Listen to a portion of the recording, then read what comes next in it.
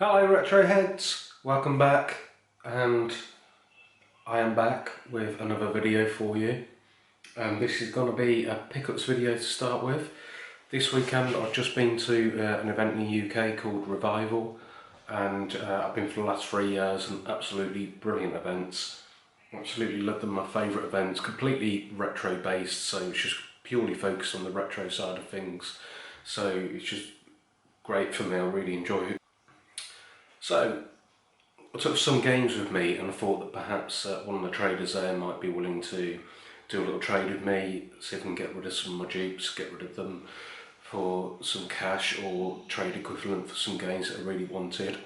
And I did a list beforehand so I could try and stick to it as much as possible and try not to stray too much or get games that I didn't really want or games that I didn't need. I wanted to pretty much go for specific ones, and I was quite disciplined with it. I didn't do too bad at all.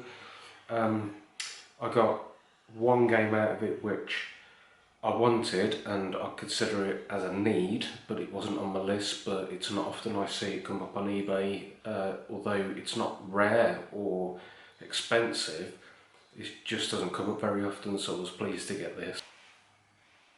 To start with, I'll show you a couple of the really good goodies that I got. I really needed a Snes pad, and they normally go for about £8 upwards over here. So I got this for £2. It seems to be in decent enough condition. Some yellow on the back of it, which that's not going to bother me. I don't care about the colour as long as it works. So I can now finally play my Snes again, and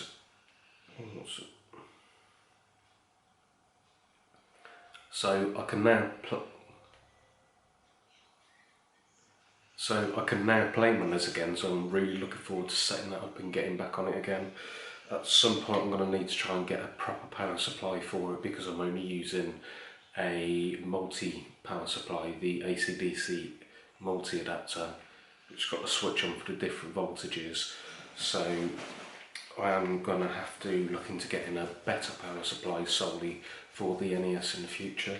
So £2 for that was an absolute bargain. I was dead chuffed with that. I mean, I would have even paid a £5 for it, but you know, as I say, they go from £8 upwards. I regret not getting one a couple of years ago. I think it was at the first Revival event that I went to, which is a smaller one. I regret not buying it then, because I think I saw one for about £5 and I just passed it up, and I just kicked myself for doing it. But you know, lesson learned, and at least it was worth it in the end, holding out all this time and getting it for £2. So, as some of you may know, I'm just getting back into earlier and earlier stuff again. The current gen stuff doesn't really interest me too much, although I do like to play retro inspired games and indie games on them. So again, the first Revival event I went to, I got a Commodore 64 in a box, £15. It was just a Commodore 64 and the power brick supply. That was all that was in the box. The box had seen better days, but it was in decent condition for what it was, because it was just a styrofoam box with just a sleeve. So I was happy to pay that. I was happy to take the risk only paying £15 for it. So then I took it home and I had some spare stuff, like the spare wire which I used for the Snes and stuff like that. And it turned out that it worked, and then I got an SD to IEC small box which you put an SD card full of ROMs on, so literally it can pretty much hold every single game that's been released for the Commodore 64, which is over 20,000 games now, which, you know, that is from the homebrew side of things, where people have continued, you know, from when it ended in 1993 and they stopped making games officially. Sky stopped being so noisy, and they continue from 1993, and they're still going now, all these hobbyists and enthusiasts, and making these amazing games. Something I don't come across or see very often is the bigger box clamshell Commodore 64 games, and I only paid £1 for this, so I was really pleased with that. Not focusing, come on, there we go. I paid £1 for that clamshell and was really happy with that. And I wasn't really going to bother getting cassettes again. I was just going to stick to the SD to IEC because I can literally play whatever I want on that anyway. But then again, since getting back into this older, earlier stuff, the cassettes, especially if they're in the cases, they look really nice. Sky.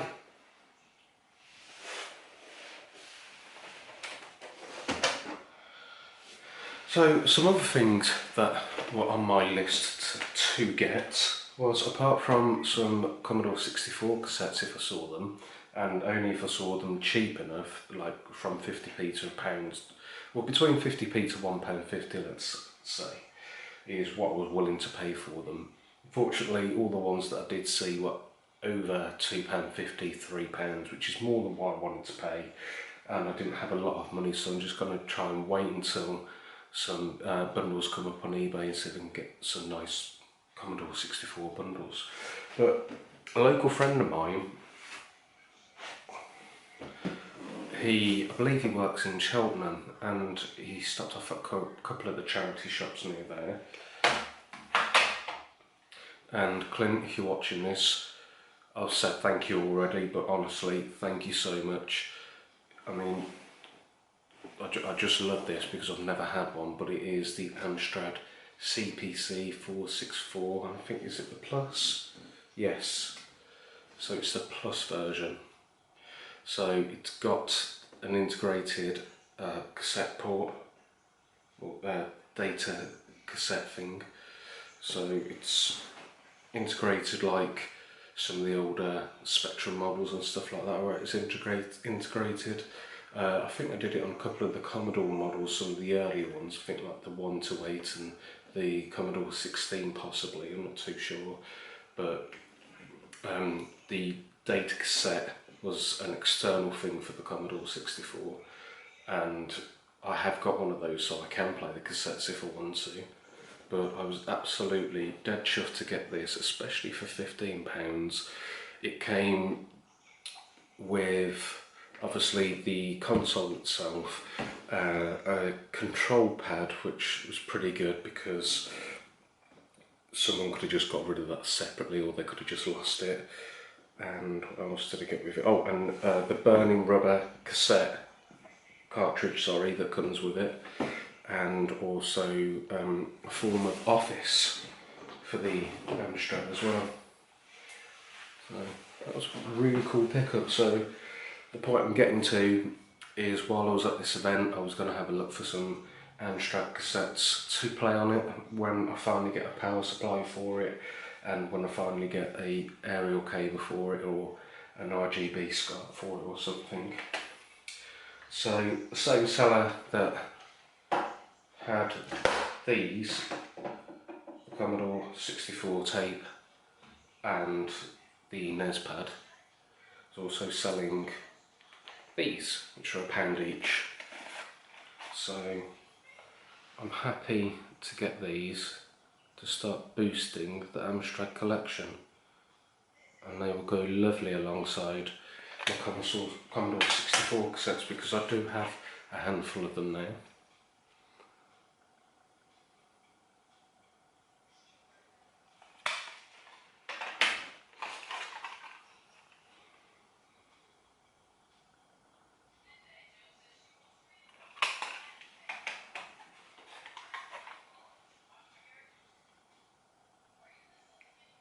Again, £1 each, and I pretty much just tried to get the best of the bunch of what was there. Again, to try and boost my collection a bit more, get some more cassettes. At some point I'll put them up on the shelves because they look lovely up there, and maybe scatter some figurines around them or something perhaps. Right, so next, I've got some more games to show in a minute, but I didn't have a lot of money to take with me. We're short of money at the moment, so I had £20 spending money to spend pretty much, And when I say that I had these games that I had for trade, and the chap Nick from Vintage Gamer, and if you by somehow see this, thank you so much, buddy. You did a great deal for me. He bought off a load of my games off me and he gave me £50 for it. I bought, I think it was sort of £27 worth of games, which even £25 of that £50 I spent back at his store because there were games that I wanted. He still knocked a couple of quid off them even afterwards, so off the actual games that I bought off him, he still knocked an extra couple of quid back off, so I literally, 52 quid is essentially what I had off him. So, but honestly, thank you so much, and just really happy. Great person to deal with, and I probably only live about an hour's drive from this shop, so at some point I do really want to go to the shop in Birmingham. So the games that I got off him are The Lost Vikings for the Super Nintendo. This is a game I had in my childhood, and I think eventually I traded it in, and I've said before that a lot of my childhood games that I had seem to sort of be going for the mid sort of range, like £20 or between £20 and £40 sort of price now. So I paid a little bit more than what I was willing to pay for this, but when he knocked a couple of quid off it as well anyway, it kind of worked out quite nicely, and it does go for between this and 25 on eBay normally, but I was hoping to pay more like 15 for it. The game I was referring to that is not particularly rare but more uncommon and it doesn't command a lot is Super Battle Tank. So that was £7, and I'm really pleased to have this because there's two. I think there's Battle Tank and Super Battle Tank, so I want to get the other one as well. There might even be a third, but I think the third in this series goes for a lot more money. I could be wrong.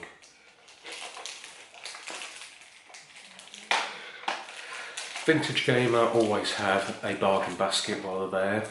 Last year when I was there, I got a couple of items from out there, and towards the end of the show, because I only went on the Sunday last year, he threw some Snes games in there which were about £5 each I think, and of course I snapped them up. I wanted them. A couple of them, again uncommon but not rare, but still really cheap. I was happy to get them. One of them was Out to Lunch, which I think normally commands about £10, and even though that was £5 that Vintage Gamer was selling them for, they just threw it into the clearance basket and everything was free in there, so I got a free game which is worth probably £10 plus. And not only that, but I think it was 2 or 3 games all in all. So he really does look after people at these events. And talking about going there on the Sunday last year, the plan was for me to be there for the whole weekend, but due to unforeseen circumstances I had to head back yesterday morning, which was Sunday morning after I'd had my breakfast at the B&B, and I had to head home. But it was really busy on the Saturday, and I get anxieties and things like that, and when it's a bit too busy for me it could be a bit too much. So I think in future for myself I'll stick to the Sundays. If I can only go for one day especially, I'll make sure it's a Sunday, it's quieter, you get a chance to play more machines, which I had a fair chance of playing quite a bit anyway, so I was quite pleased with that. Even though it was quite busy, you know, it was still easy to get on some of the machines that you wanted to, and just it was only 1 or 2 really that I wanted to get on and I couldn't. So in his clearance basket I got Super International Cricket, which was just £2, and I'm a bit of a sucker for tacky sports games that aren't football, rugby and American football. I tend to like all the other sort of stuff, so I don't think I already had that, so for £2 I'm pleased to add that to my collection. So, and it's another Snes game, and that is just my favourite system. The last two games that I bought, I got a deal on these, and these are both games that I had from when I was a child, so I'm glad to have these back in the collection again. And one of them in particular, people either may not know really what it is or anything, but if memory serves me correctly, it was a really good game. I enjoyed it. So the final games I got while I was there were Uni Rally, and the game I'm referring to just a minute ago was Michael Jordan Chaos in the Windy City. Now these were £10 and £15, and I just asked the trader if he'd take 20 for the both of them.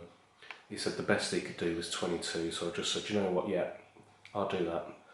So paid a bit more than what I wanted to for Michael Jordan, but from what I was willing to pay, I only paid £2 more in the end rather than £5 more. So I was dead chuffed with that.